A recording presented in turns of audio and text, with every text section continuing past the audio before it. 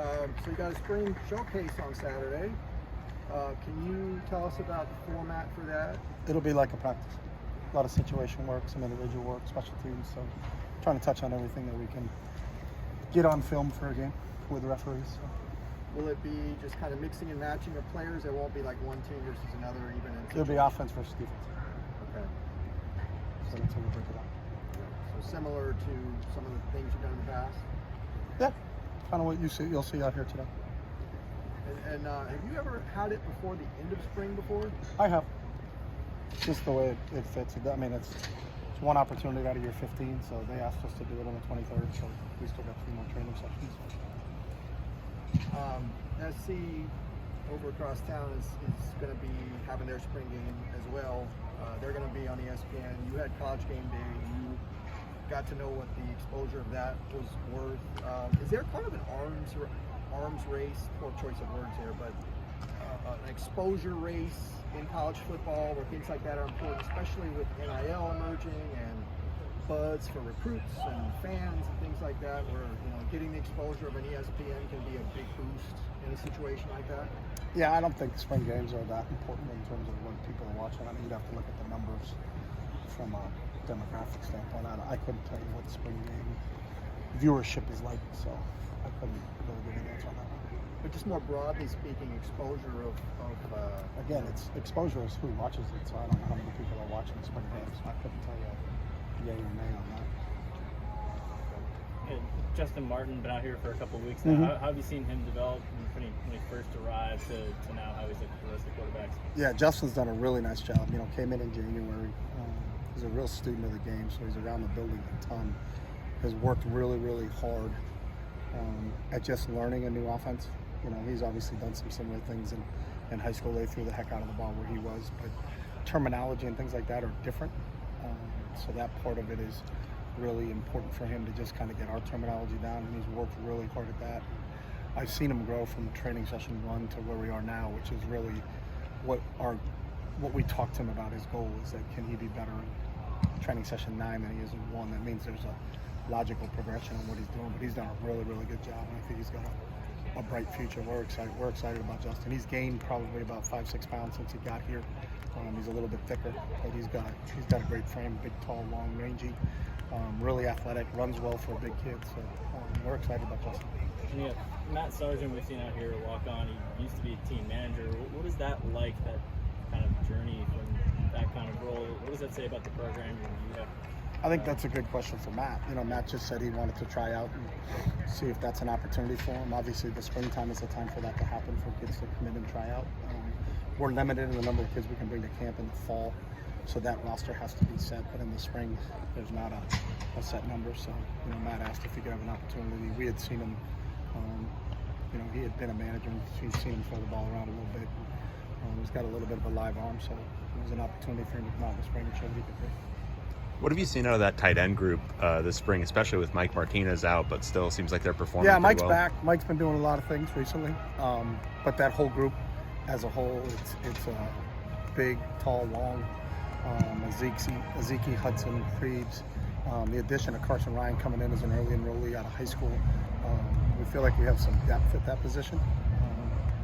Obviously you have to replace Greg, who was really, really productive. Probably our second most productive guy behind Kyle in the passing game. So trying to find out who that is, but I think we got multiple guys to choose from. They've practiced really, really well at a really high level. And it's a deep group, probably the deepest group we have, at least on the offensive side of the ball. So been really happy with all those guys over there and what they've been doing. Anecdotally, it seems like walk-ons tend to, show up a little bit more there, and it seems like you've got some talented ones again this year. Is there something about that position group that lends itself more to guys maybe flying a little bit under the radar out of high school? I think in some situations, like in Dulcich's situation at HUDs, they were receivers in high school, and they've grown into their bodies. So, Dulcich was 205 pounds as a high school senior. Played quarterback, played receiver, was a really athletic kid. But we knew size-wise that he would get to, to be 240 plus, which is what he ended up being. And the same thing with HUD. HUD was a taller, skinnier high school receiver, but knew he had the ability to gain some weight. So I think sometimes you just get some kids at that position that they grow a little bit later, they mature a little bit later, so they may have like one position at the high school level, but they play another position. Mike Church is another kid. He was a quarterback in high school. So I think sometimes you get kids that move to that position that's not the position that they played at the high school level. So that's kind of where, maybe that's why that position is a little bit different than I think some of the other ones from a walk-on standpoint. But we have had success with some walk-ons at tight end. So, and especially Greg, obviously going to get an opportunity to get drafted here in 2 weeks. So that also those other guys can see what he did, and that's something for them to shoot for. So. With the Spring Showcase, what are you kind of looking forward to showing the public or the cameras? Again, the Spring Showcase for us is just another practice opportunity for us to get better. There's so much situational work that will get done on that day, but similar to what will get done today.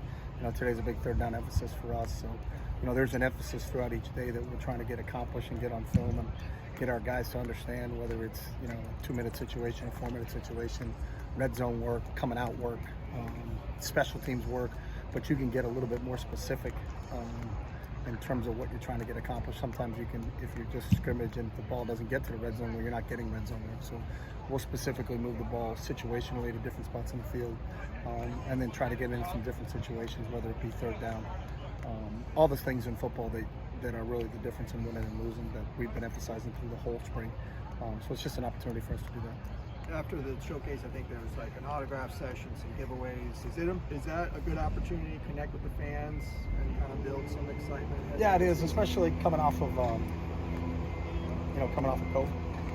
We haven't had fans, in 2 years. So I think that's an opportunity. There's a little bit of a get back to a sense of normalcy, because of what everybody's been through. So I think that's an important thing for our players to get an opportunity to reach back out to our fan base and get a chance to spend some time with them.